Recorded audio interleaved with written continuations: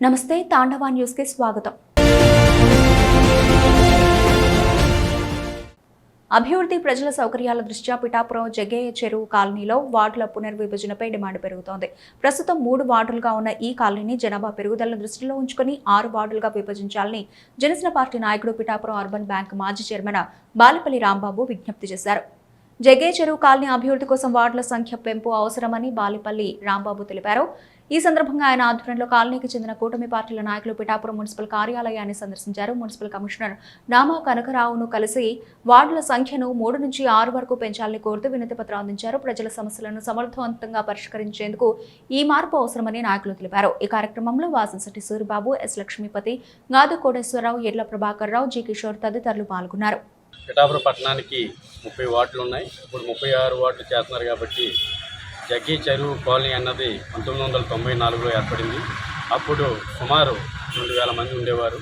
తర్వాత 2019లో ఆ 18వ వార్డుని 23 వార్డులకి విభజించడం జరిగింది.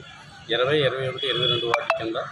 అయితే ఇక్కడ ఏం జరుగుతుందంటే ఈ జగ్గయ్య చెరువులో ఈ టౌన్లోకి సంబంధించిన అందరూ కూడా ఇళ్ల పట్టాలు ఇవ్వడం జరిగింది. జగ్గయ్య చెరువు వాళ్ళ ఇల్లు జగ్గయ్య చెరువులో కట్టుకున్నారు. ఓట్లు చూస్తే ఇతర వార్డులు వేస్తున్నారు. దానివల్ల జగ్గయ్య చెరువు అభివృద్ధికి కుంటుపడుతుంది.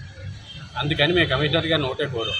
ఇప్పుడు 36 వార్డులు అయినాయి కాబట్టి జగ్గయ్య చెరువుని ఒక 6 వార్డుల కింద చేసి, ఏదైతే ఇతర వార్డులో ఓట్లు ఉండి ఇక్కడ నివాసం ఉంటే ఇతర వార్డులో ఓట్లు ఉన్నాయో వాళ్ళందరికీ కూడా మార్చి జగ్గయ్య చెరువులో ఉంచాలని మేము కోరటం జరిగింది.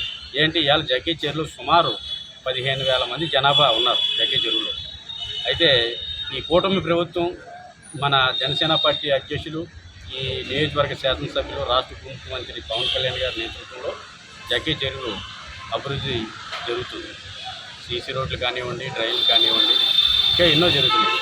కనుక ఇప్పుడు ఒక వార్డు ఉన్నది 3 వార్డులు అయింది. 3 వార్డులు 6 వార్డులు చేస్తే ఈ జనాభా సంఖ్యను పెట్టి వార్డులు చేస్తున్నారు. కాబట్టి జగ్గయ్య చెరువుకి న్యాయం చేయాలని చెప్పేసి మేము కూటమి తరఫున నాయకులందరూ కూడా అక్కడికి వెళ్ళి కమిషనర్ గారికి ఒక రిప్రజెంటేషన్ ఇవ్వడం జరిగింది.